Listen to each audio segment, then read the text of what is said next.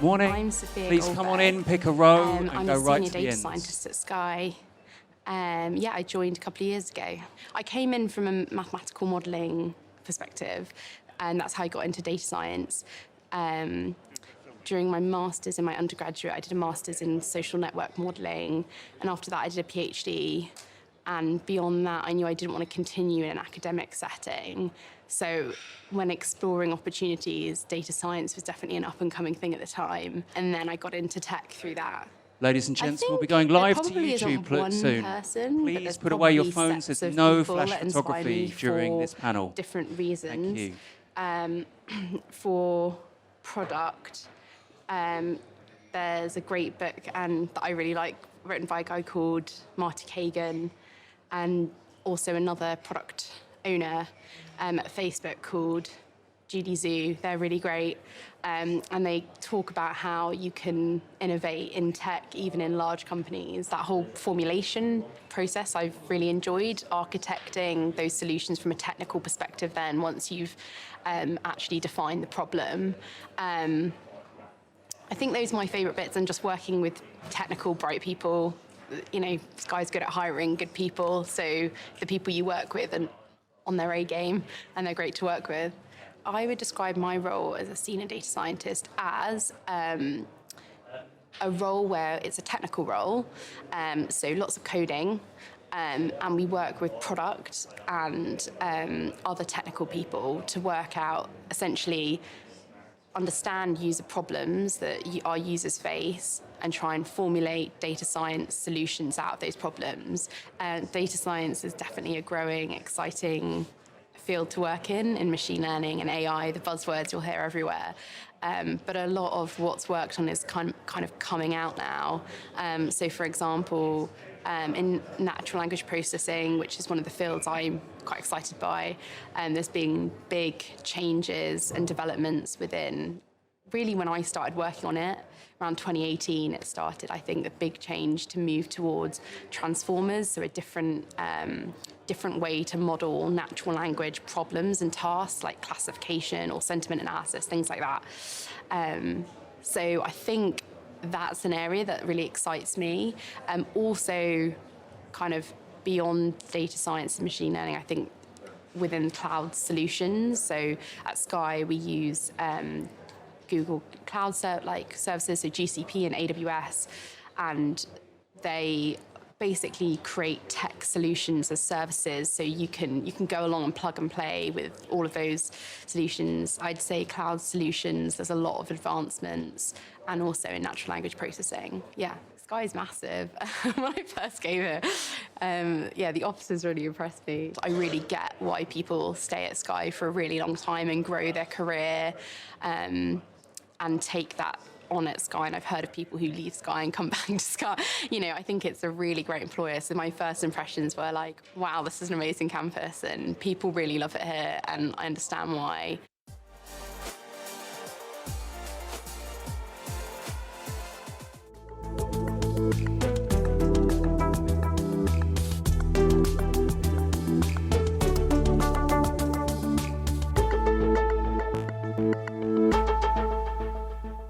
Welcome. My name's Matt. I'm the head of immersive technology here at Sky. And in a few minutes, I'm going to be joined on stage by a panel of experts, and we're going to be discussing the idea of digital identity, the idea of your digital persona within the metaverse. But before I bring the panel on, I just wanted to spend a couple of minutes talking, and hopefully not rambling, about what the metaverse is, or isn't, or might actually be. And I loosely describe it in that sort of ambiguous terms because it's the sort of conundrum that will probably give Schrödinger a bit of a headache right now, in that the metaverse is both something real and tangible when you speak to some folks, and you speak to other folks and it completely isn't. It's this made-up marketing hype that is just creating a lot of noise. Is it something that is the preeminent domain of virtual reality headsets, where you immerse yourself in the 3D space and you go out and enjoy yourself? Or is it, in fact, a sequence, an ecosystem of connected devices for a whole shared set of experiences? Or is it a little bit of both of those things? And, you know, jury's still out maybe on some of that. I think something else that's really interesting, and I think was alluded to in the intro speech in the session before, is what is the metaverse itself? And when you speak to different organizations from different sectors and different leaders, you'll get different answers. So I think if you were to speak to folks in the social media sector, they would tell you it's a big social platform where people come together and they chat and they connect and then they do things. If you were to speak to people in the retail sector, they'd look at it as a space for commerce, where they could do advertising, marketing, things like NFTs come into existence, and they've got new forms of sales opportunities. And when you speak to folks in the media entertainment sector, folks like Sky, we will probably look at it through, or I hope we look at it through, a content lens. We are distributors and creators of content, and we want our audiences to engage in these experiences, in these world-telling universes, and enjoy themselves. So whoever you speak to, it's going to be ever so slightly different. And because of that, the reality is, whatever the metaverse turns out to be as it grows and evolves, it's likely to be a whole sequence of different worlds, all bumping into each other, all colliding, all slightly crossing over as the barriers and boundaries shift and blur. And that's quite an interesting problem, particularly when it comes to talk about some of those common themes and threads that go throughout them. And one of those being the idea that no matter what you do in the metaverse, whatever it is, you are going to have a representation of yourself within it, that concept of the avatar that you create. And of course, as soon as you're creating a representation of yourself, you're intrinsically creating a number of interesting questions and problems, so ranging from what are the tools that folks can use to actually create this representation? And then once you have a digital representation, how do you know when you're in that space that you're actually engaging in a conversation or an interaction with the person who says they are who they are in that space? And again, if you subscribe to the view that you're going to have these multiple worlds colliding, where's the interoperability? How is it that these digital personas, these digital representations are going to move through these various worlds in a seamless and connected way? And so to join me on stage to help talk about some of that, we have Jamie, Laura, and on screen, hopefully coming up in a minute behind me, is Tom.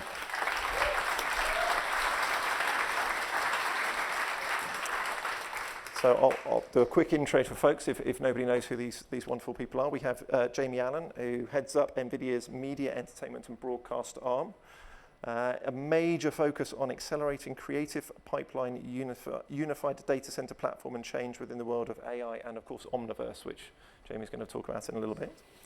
On stage next to him, we have Laura. Laura Moore is the Director of Identity Platforms here at Sky, which I think is very much a global role now, providing strategic leadership and vision around identity management. And I think, Laura, you've only been with us since before Christmas, which seems like not a long time ago, but actually the whole year's just disappeared, hasn't it? I've just wished away the rest of the year, so welcome along.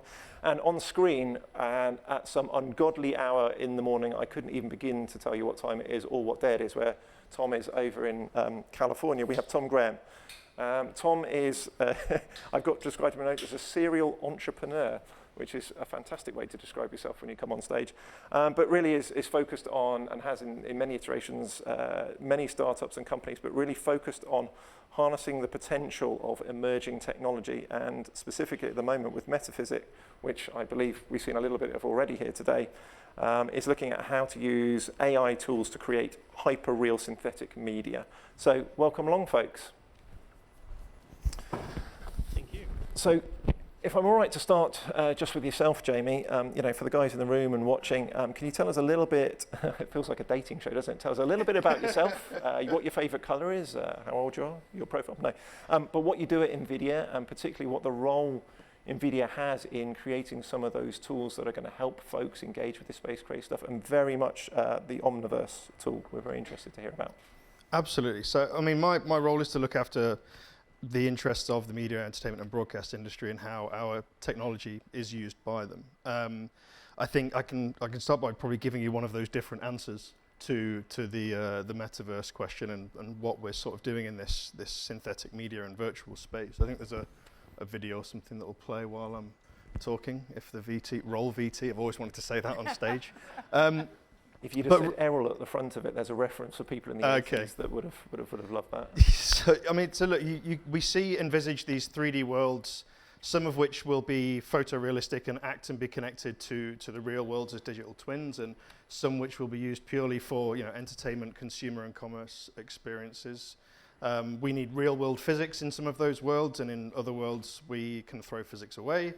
There's interconnective tissues between real-world and virtual worlds with sensors and robotics and things like that, as well as, of course, portaling as humans in and out of these experiences with different types of devices. And then AI, will play a huge part in how we interconnect and interact with these worlds as well.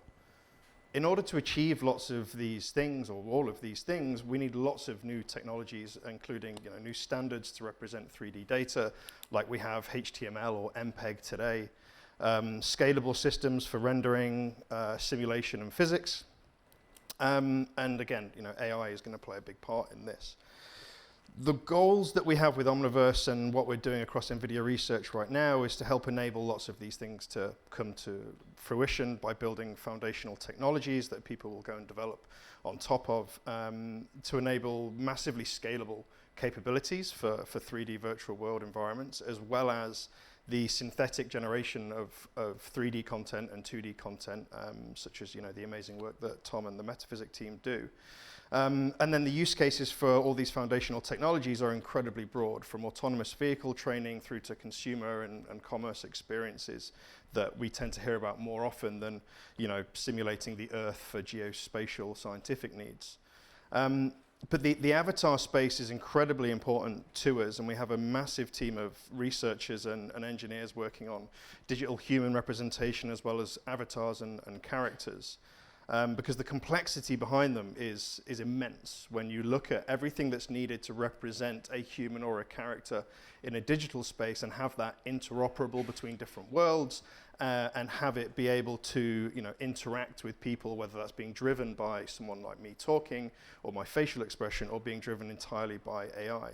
So the roadmap that we have and that many in the technology ecosystem have that we're working with is really to help enable, engineers, artists, creators work together in a 3D space to build these ecosystems without having to leave their own tool sets and their own, ecosystems they want to work with. But in the avatar space especially, huge amounts of work being done around vision AI, speech AI, and animation AI. And, working with, again, people like Metaphysic, and I saw Adrian from Robotica here earlier doing amazing work with sign language avatars, so many different use cases for these technologies, and it's really exciting to be here talking with you and with Tom and the team today. Fantastic. No, that's brilliant. And you touched on a few things that I want to come back and visit in a few minutes. But you mentioned Metaphysics, so it's a good opportunity to bring Tom on.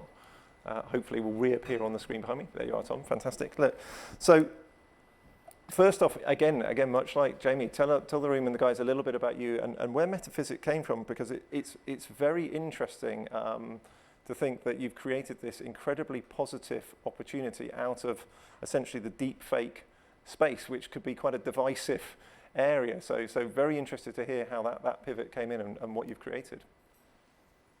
Great, yes. So I'm one of the co-founders of Metaphysic, and what we do is create hyperreal synthetic media and focus on building the software to do that at real scale. So many people are familiar with Deep Tom Cruise, which is one of the first kind of characters that we built, some of the first hyperreal synthetic media that was seen out there at scale, and it has billions of views, hundreds of millions of people have interacted with it, especially on TikTok.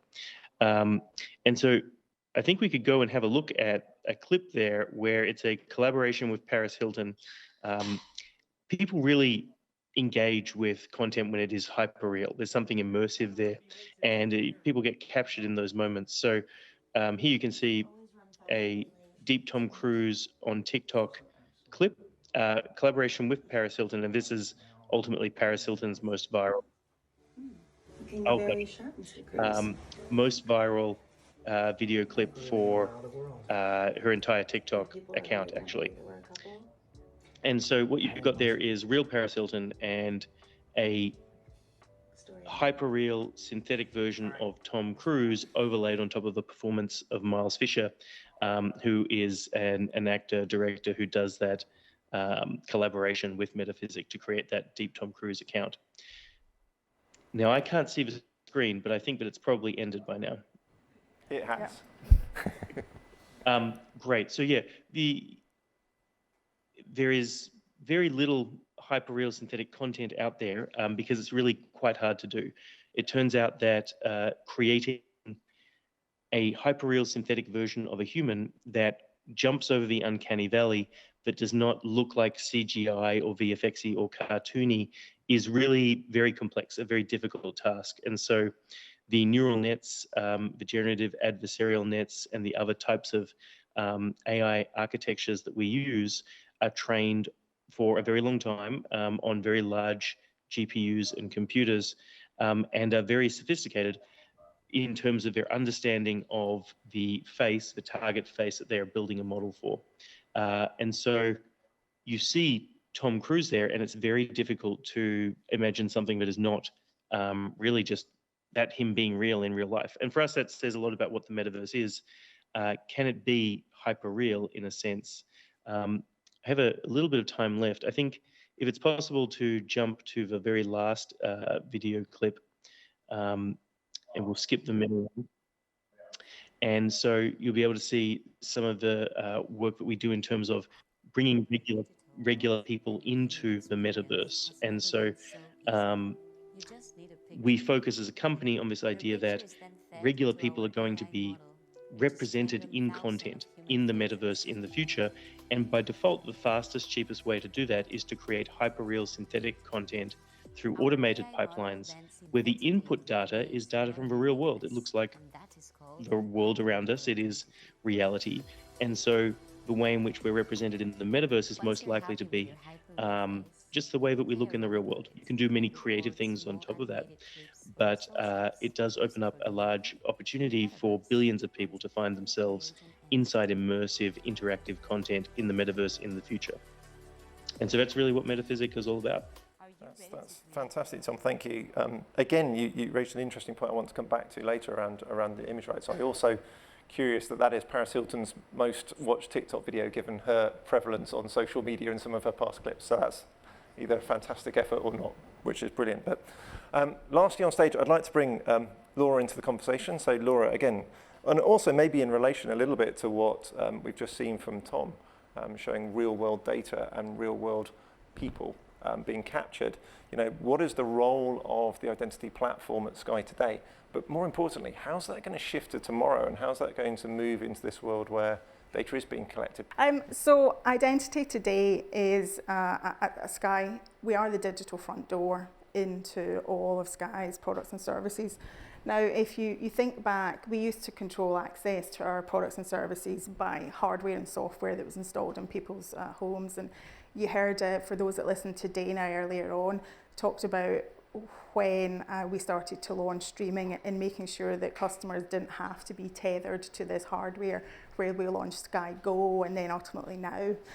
And we've evolved all of those digital products and services, and customers want to feel safe and secure for how they access it, make sure that if they're paying that bill, that they get what they're entitled to access from a service perspective.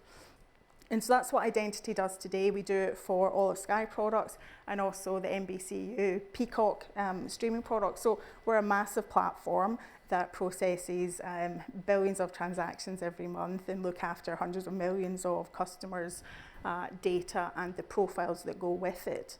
And so when you look at what is the identity of tomorrow, we talked, we heard there in those introductions about avatars and digital humans.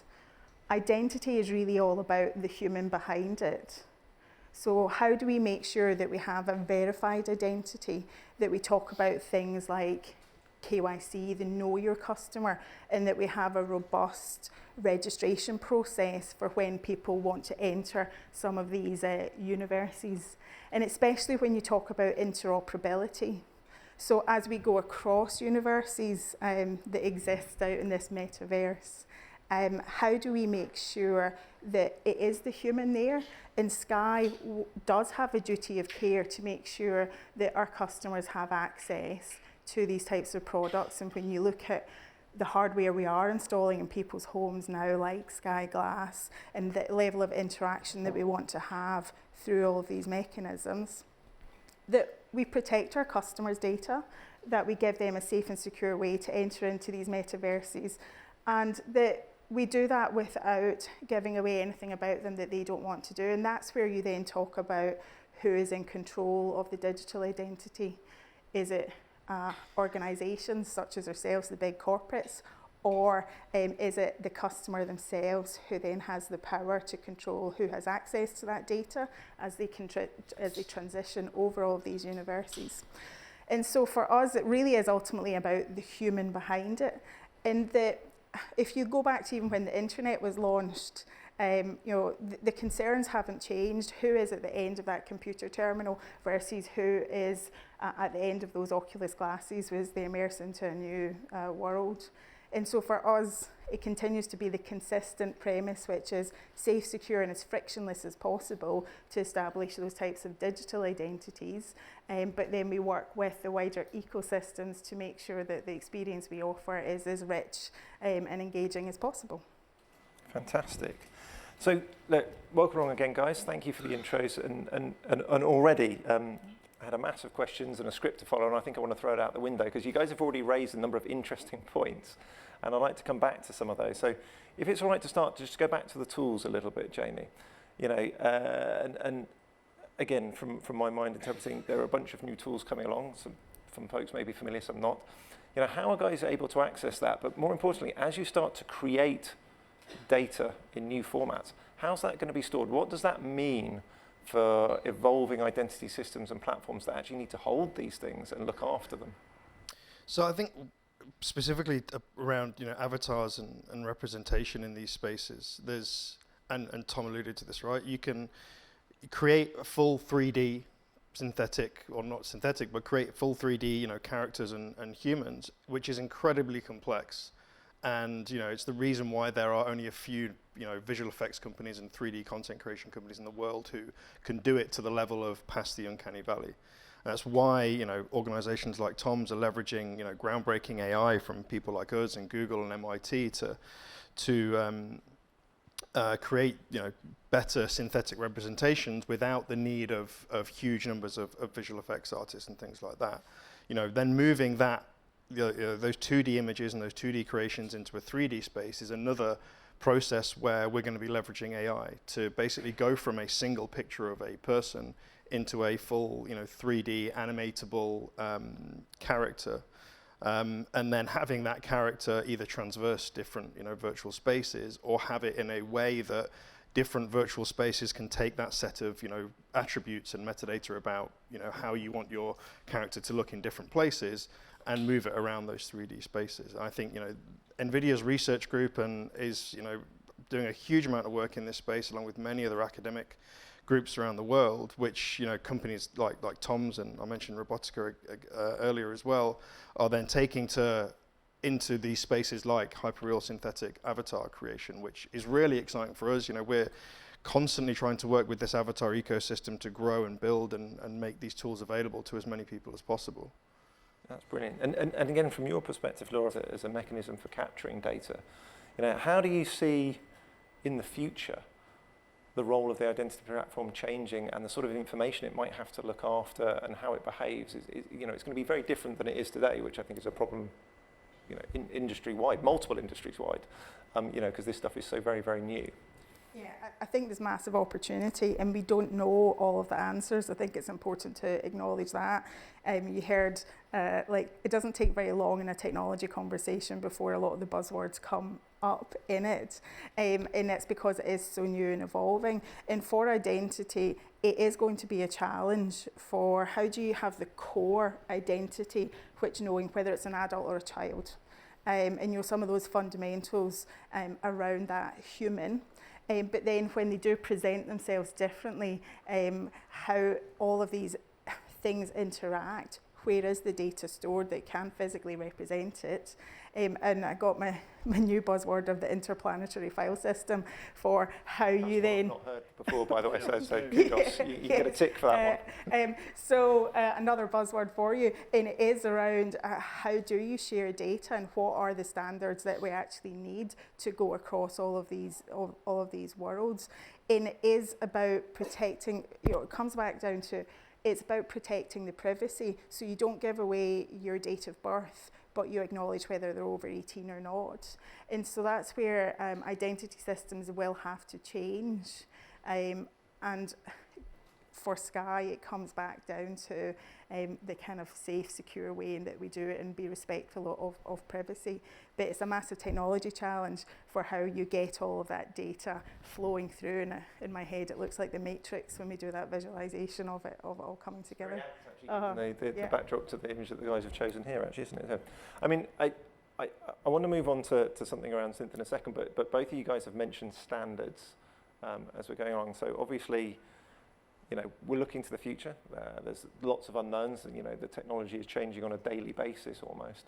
But here and now, in this moment, what sort of efforts, and I think, Jamie, I know that NVIDIA are heavily involved in this space, in setting standards are there at the moment to try and just define some guidelines for folks, be it corporate or individual, to be engaging in this world? I mean, our main focus in this area is on the representation of 3D data and how to visualize it between different spaces. And we've kind of gone, we're all in and very bullish on the area of USD, Universal Scene Description, which is a format originally developed by Pixar for the visual effects industry, which is now being adopted by, you know, industries like automotive and manufacturing and design as a way to interchange the 3D description of any object or scene.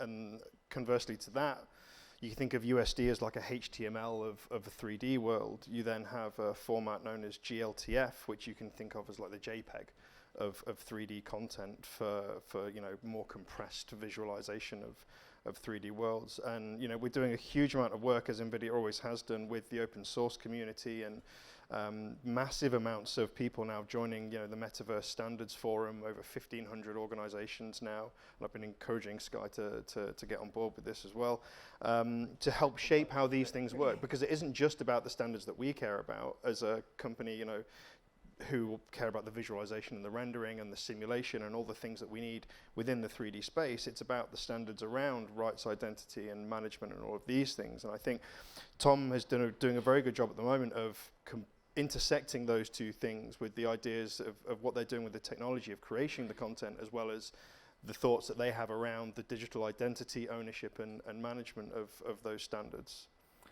Which is a perfect segue, thank you, because I wanted to bring Tom in to ask pretty much about that. I mean, obviously, the clip you showed with what looked like a reasonably de-aged Tom Cruise, which was lovely. And we've seen in mainstream media, you know, Lucasfilms have used it to bring characters back to life from deceased actors. So almost in a two-part question here, you know, you know, how is that going to change the landscape? Because you've got image and rights usage from either living or past people, famous, which is an interesting space to be in. And I guess coming back really to the trust and to the security side of things, you know, what is the responsible use for that type of technology in this type of space? Yes, so when you can create content that brings any person, whether they are famous or a regular person, into that content in a way that it is hyperreal.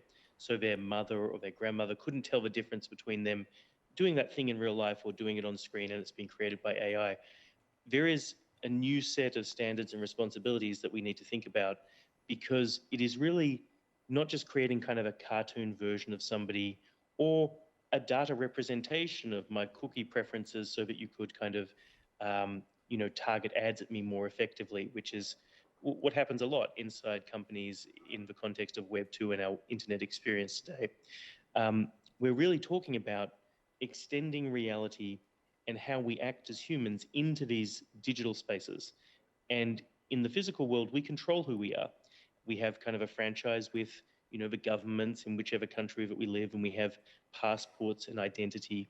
And we have individual agency in a way which is profound, but doesn't necessarily translate into the digital context. And so from metaphysics point of view, from our point of view, we believe that when you're creating content that looks just like reality, then individuals should be at the forefront of being able to exercise their agency, control their data, and control how and where their hyperreal synthetic likeness is represented or created and manipulated by any kind of third-party content creator. If that's a company or a small developer creating a content experience in the metaverse, individuals should have control over that. And that's quite different from what we experience in Web 2. Luckily, a lot of Web 3 technologies are helpful for that, which is a change from what is out there or what has been out there leading up to up until a couple of years from now. So that idea of individual agency and consent is really the most important thing for us in terms of identity and how humans are represented in the metaverse as we move into this kind of hyperreal metaverse. That's interesting. And again, maybe Laura, you just picking up on that idea of, as you mentioned in your intro, who's responsible? Is it the corporate entity, or is it, as I say, pushed out to more the user sort of control? Again, looking forward at how things might change, do you see that impacting the way our identity systems might work, or way in general that might start to go? Yeah, I think absolutely. We mentioned the Web3 there and the push for decentralization. So when we talk about that, one of the other terms that comes in is this concept around self-sovereign identity. So using new technologies like blockchain to help manage things like identity and giving the power to the people. So you as an individual controlling your identity wallet and being able to really manage who has access to your data and revoke it at certain times. So when things like that evolve, the decentralization, we need to look at commercial models as well, though who owns a relationship with the customer and what is the path to monetization of some of this. And so it's not just one or the other, because Sky wants to look after its customers. We want to maintain that relationship with the customers, and we know a lot about them. Like, we know where they live typically because they might have hardware installed. We have a billing relationship with them. We also might know who lives in their household or their group that are associated with by the profiles that they have on their television. We have a lot of viewing data on them. So we know a lot about the customer, so we don't want to decentralize that set of information because Sky is a business that is kind of core and fundamental is our customer base. But how do we evolve our technology stack to make sure that we are ready to participate in the ecosystems that will evolve over time, and also that Sky customers want to participate in? And we are starting to do more content. I mean, we heard from David earlier about some of the ideas around Skyverse and things, but we are doing more content there, and we want our customers to be able to consume Sky's content in these metaverses as whatever avatar they want, whether it is as the number 12 football player on the pitch, whatever floats your boat.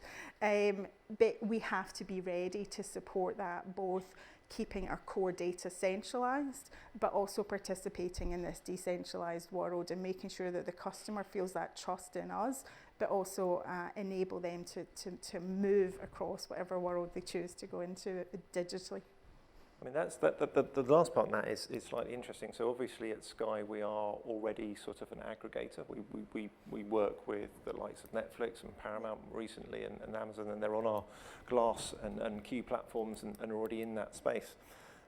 Right at the top, I sort of mentioned the idea that, and I think you guys have all mentioned it, is this concept that this metaverse, this whatever it turns to be, these multi-devices, these places are going to be many, many different things to many different people. So when you're creating this digital persona, and again, this is probably very hypothetical and looking forward because we're just not there at the moment, but how do you guys see that beginning to work? Because what we're really talking about is a world where data needs to be shared around multiple companies and organizations and individuals, and you've got a very big responsibility, technically and ethically, to how you look after that data. But it's a world that traditionally may not have done very well in terms of data sharing and how it looks at that value of customer information. That is going to shift. So, maybe again from a Sky perspective and from NVIDIA and from your perspective, Tom, what do we think that might look like? That's a loaded big question. Yeah. And any answer you give, by the way, will be written in stone forever, and you'll be held to it. That's it. I think we're not there yet. That's what I would say. I mean, any negotiations at these industry bodies around standardisation and data sharing takes a little bit of time. And so I think as we enter into that next phase of having some of the showcasing of the technology and the capability, but when you have to make it real for your customers, there's quite a bit of a lag in how it's then adopted into mainstream. And I think the biggest thing I'll channel there is patience, as we kind of evolve both technology, standards, ethics, because we haven't actually mentioned yet digital inclusion as well. So how do we make sure that any of our capabilities that we're building really support the whole world, like literally, and that it's not a barrier that we put up, and that we don't exclude people from using our services as well. So patience for me, and as the standards evolve and we continue to work across industry. I think right now, I completely agree that we're too early to talk about this panacea of everyone's connected together and everyone's happy, because that's not how the internet works today. But I think right now, the ability for organizations to collaborate on creating virtual worlds and share data between them, when it comes to, if you think of building a digital twin of a factory, there are hundreds of different organizations and different technologies needed to create that. From NVIDIA, from Unity, from Epic, from Bentley, Siemens, like all these different companies, and they have to be able to connect their data streams together into a shared 3D space that allows that digital twin to operate in real time. The same could be said of any 3D space that's being created with complexity. So it's being figured out amongst certain companies today as to how they can collaborate and share data streams and data models to enable this. And included in that is avatars and representation of people. We have people like Reallusion and MetaHumans and all these things coming out, which are generating 3D molds of people. So interchanging data is something that we're figuring out now from an industrial metaverse creation point of view. But the other side of it, is I think going to be a lot more complex to figure out. And I think again, I always enjoy throwing to Tom, is where companies who are looking at both sides of that coin, of the creation of identity, but also then the management of it, are going to be really important to be working for the consumer landscape, as well as with large organizations like Sky, to be like, well, look, here's how we think it's going to happen. Here's how we envisage it happening. And again, throwing that to you, Tom. Yeah, I think that it's really interesting as a thought process to think about, the internet that we have today is the interoperation of many different organizations, data streams, protocols mediating that. And so there is a lot of coordination. If you think about, what I believe to be the kind of like teleological limit of the metaverse, where there is a lot of hyperreal content everywhere, because that's just really the only way to scale really immersive, interactive, relevant content for every person on Earth. It looks like the real world because it's based on data from the real world. You could imagine that you could have many different islands of non-interoperable technology from different companies, but they're all creating those hyperreal experiences for individuals based on data from the real world, such that the input looks like the real world. I mean, it doesn't matter which kind of software stack or AI models you push that through, the output looks like the real world. So, you as a regular person, you may look exactly like this and your voice sounds like this, and it doesn't matter where you take that, the output should reflect what we perceive as reality as we walk around the regular world also. So that's a really interesting way to think about this discussion. On the way there, obviously, there is a lot of coordination needed between organizations, bodies, standards, ways of kind of not duplicating effort and making it easier to move various digital assets around different metaverse platforms. But in the end, maybe the interoperability layer that is important to regular people is the one which is, it's kind of like the data layer that represents reality.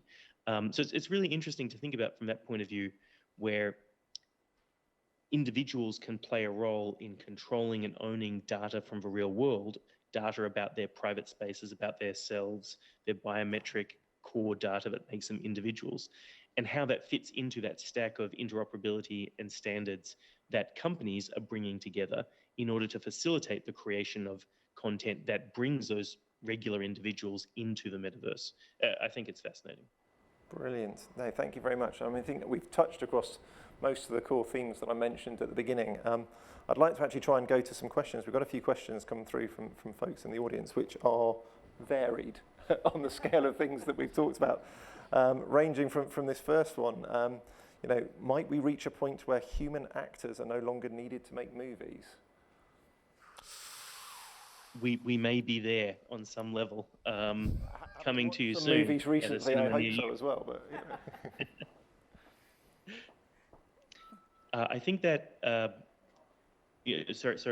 Jamie also has a large perspective on this, but we work on movies and that kind of very high resolution, high entertainment output, and what you can do with a certain budget and a certain amount of time and a certain amount of input data with new sophisticated AI algorithms that are trained for a very long time, very sophisticated, is much more cost effective and much faster than traditional CGI or VFX.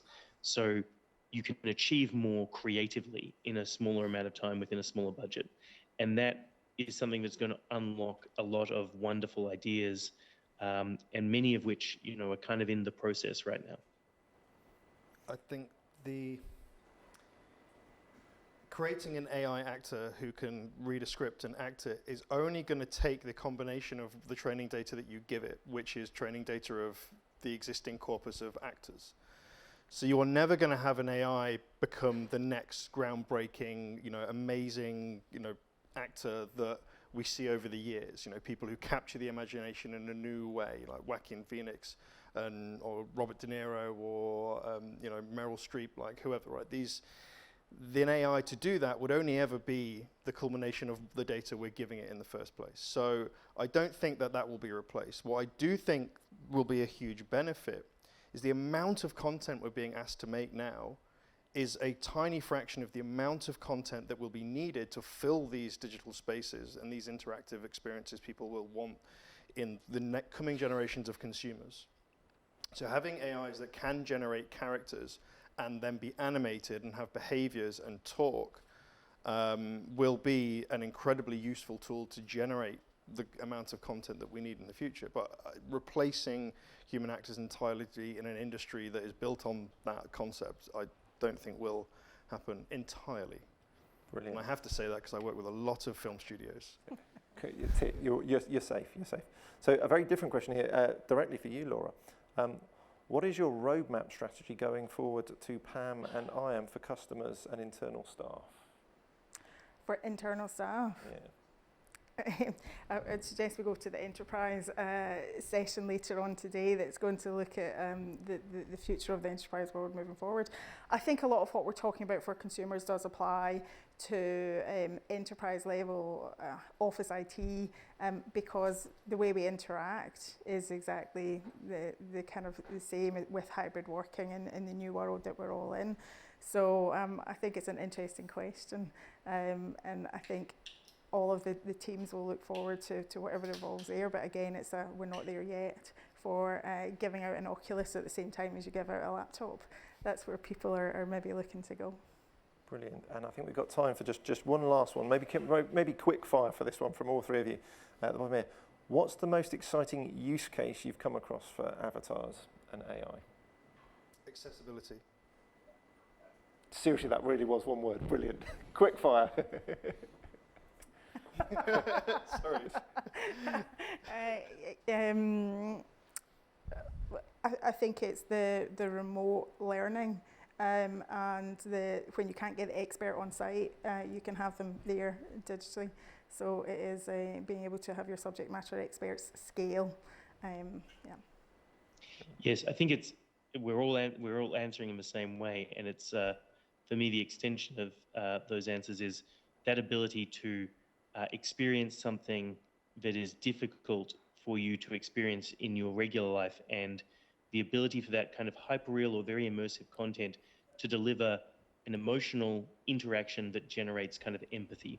And that empathy is a really different thing than a lot of what you get out of an experience from kind of a 2D Web 2 experience of the internet today.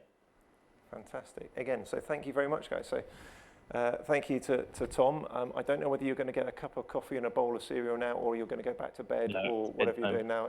But very much appreciated to joining us on The Other Side of the World, and from Laura and Jamie on stage. Thank you very much, guys. And hope you enjoyed it.